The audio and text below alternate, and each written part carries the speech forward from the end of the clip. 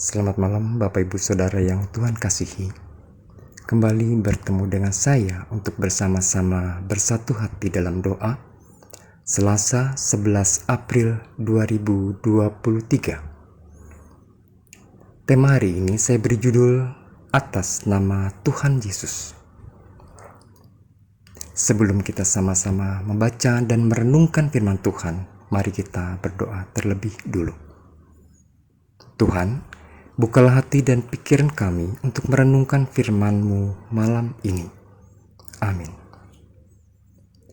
Bacaan Alkitab kita diambil dari Kolose 3 ayatnya yang ke-12 sampai ayat yang ke-17. Kolose 3 ayatnya yang ke-12 sampai ayatnya yang ke-17. Karena itu, sebagai orang-orang pilihan Allah yang dikuduskan dan dikasihinya, kenakanlah belas kasihan, kemurahan, kerendahan hati, kelemah lembutan, dan kesabaran. Sabarlah kamu seorang terhadap yang lain, dan ampunilah seorang akan yang lain, apabila yang seorang menaruh dendam terhadap yang lain, sama seperti Tuhan telah mengampuni kamu, kamu perbuat jugalah demikian. Dan di atas semuanya itu, kenakanlah kasih sebagai pengikat yang mempersatukan dan menyempurnakan. Hendaklah damai sejahtera Kristus memerintah dalam hatimu, karena untuk itulah kamu telah dipanggil menjadi satu tubuh, dan bersyukurlah. Hendaklah perkataan Kristus diam dengan segala kekayaannya di antara kamu, sehingga kamu dengan segala hikmat mengajar dan menegur seorang akan yang lain, dan sambil menyanyikan mazmur dan puji-pujian dan nyanyian rohani, kamu mengucap syukur kepada Allah di dalam hatimu. Dan segala sesuatu yang kamu lakukan dengan perkataan atau perbuatan, lakukanlah semuanya itu dalam nama Tuhan Yesus sambil mengucap syukur oleh Dia kepada Allah Bapa kita.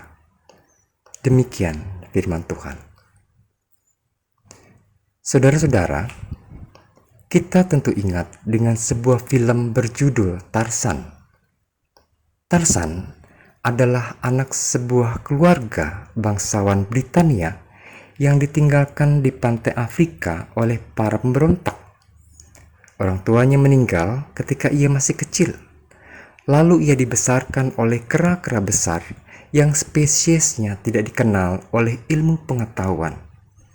Alhasil, Tarzan tumbuh dengan perilaku mengikuti lingkungan di mana dia dibesarkan.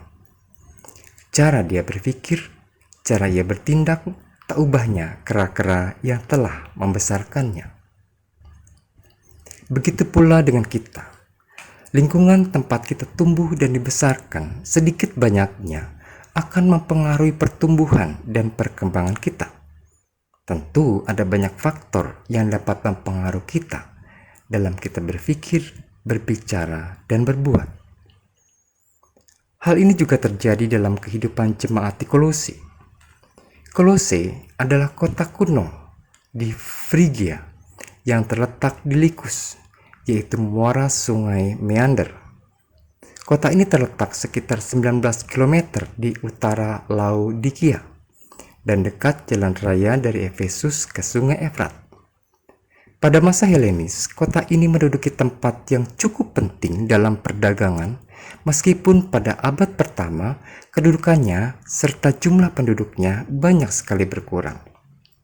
Selain itu, dalam kehidupan jemaat Kolose juga terdapat salah satu paham yang disebut Gnostik.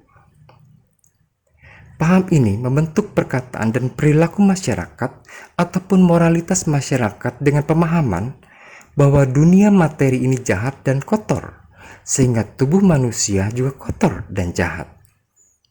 Oleh sebab itu, agar tidak liar, maka tubuh yang kotor dan jahat ini harus dikekang. Caranya, dengan melakukan bermacam-macam ritual yang menyakiti tubuh, hingga terbilang sangat ekstrim. Di tengah situasi dan kondisi inilah, jemaat Kolose tumbuh dan berkembang. yang tentunya dapat dan ikut mempengaruhi serta membentuk kehidupan iman mereka. Untuk itulah Paulus melayangkan suratnya kepada jemaat di Kolose. Ia mengingatkan dan menasehati jemaat cara hidup yang benar sebagai orang-orang pilihan Allah yang telah dikuduskan dan dikasihinya. Pertama, Paulus menyarankan dan menasihatkan, kenakanlah belas kasihan, kemurahan, kerendahan hati, kelemah lembutan, dan kesabaran. Yang kedua, bersikaplah sabar seorang terhadap yang lain, dan sedia untuk mengampuni orang lain.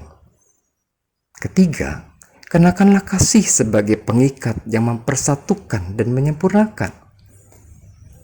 Keempat, penuhilah hati kita dengan damai sejahtera Kristus.